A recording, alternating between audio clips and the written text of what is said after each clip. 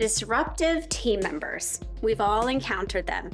Whether you're leading a team or just one person, a single person's bad attitude can cause a lot of damage for you and the entire group, affecting performance, morale, and productivity.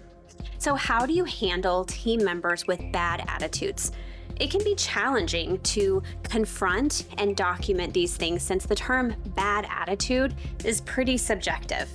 That might mean don't talk to him before he's had his morning coffee, or people are avoiding him completely because interactions are so uncomfortable.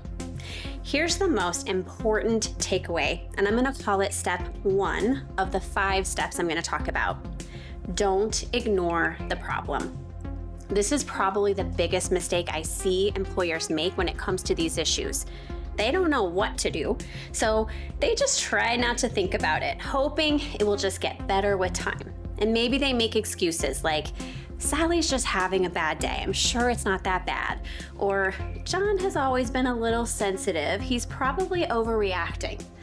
The worst thing you can do in these situations is nothing. Confronting an employee about this topic is tough, but it's your best defense to solve the problem. When you delay, deflect, and make excuses for taking action, the problem will inevitably get worse. And if you do nothing for a long enough period of time, you may lose your best employees who get tired of enduring the disruptive work environment. So now that you've committed to addressing the situation, step 2 is going to be trying to determine why the employee is behaving the way they are. A bad attitude can stem from many sources: work-related issues like conflict with colleagues, unclear expectations, or even frustration with leadership.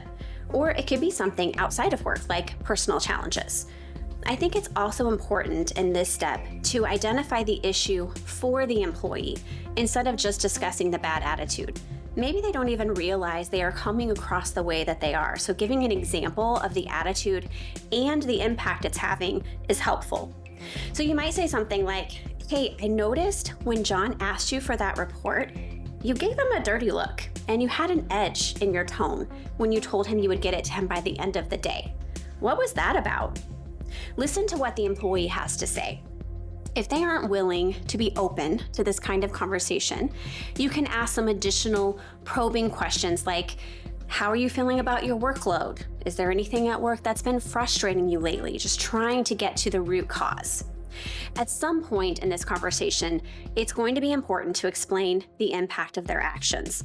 So one concept used in conversations like this is to speak in generalizations rather than pointing the finger at the employee and discussing their actions directly. So something like, when others react to us like they're mad at us or like we've done something wrong, it can impact the way we function. It's disruptive, and I don't think you mean for that to happen. Alternatively, if you keep this conversation vague, although it's probably more comfortable, you likely won't solve the problem because the employee may not fully understand the issue. In fact, they may think the issue is something entirely different. Maybe they'll think that John really has it out for him or them because they told on them, or Sally's just kissing up to the boss. So be direct with the issue, explain the impact in generalizations, and seek to find a common ground so that the two of you can move forward. Once you understand the reasons behind the attitude, step 3 will involve asking yourself, is this a temporary issue or a permanent one?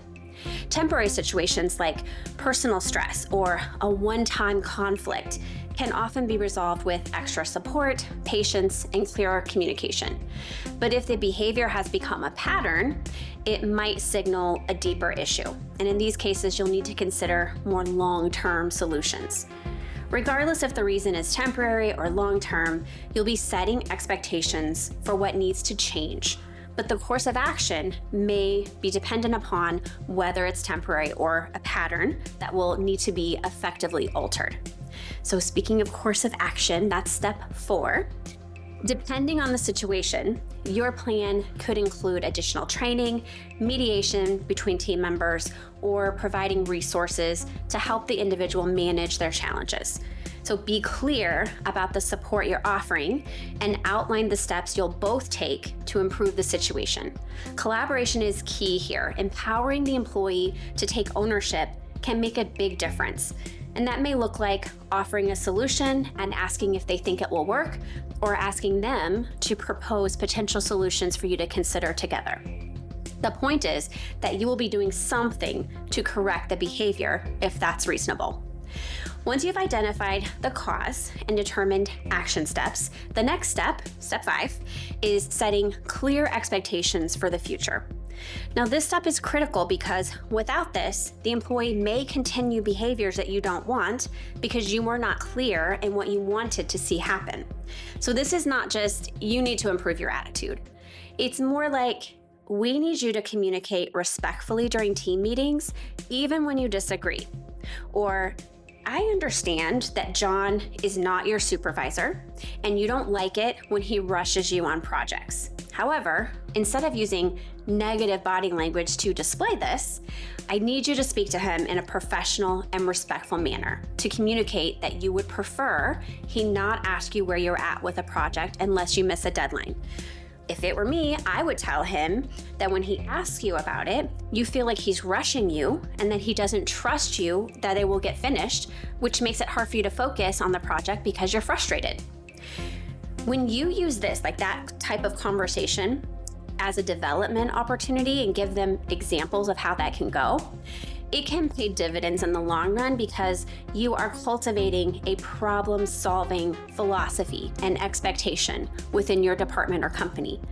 Now, we usually recommend having a face-to-face meeting to discuss this, but then following up with an email or other documentation you deem appropriate so that you can memorialize the conversation and set clear expectations for improvement that are documented.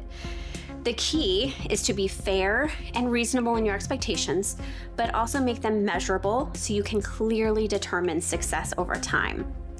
Now, there's one more step to this, even though I said there were only 5 steps. The last step is to simply monitor your actions for resolution.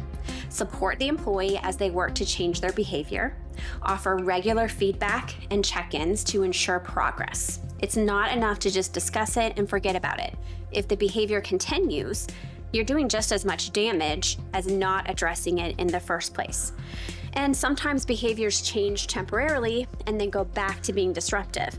So you'll need to go through these steps again to figure it out and resolve it.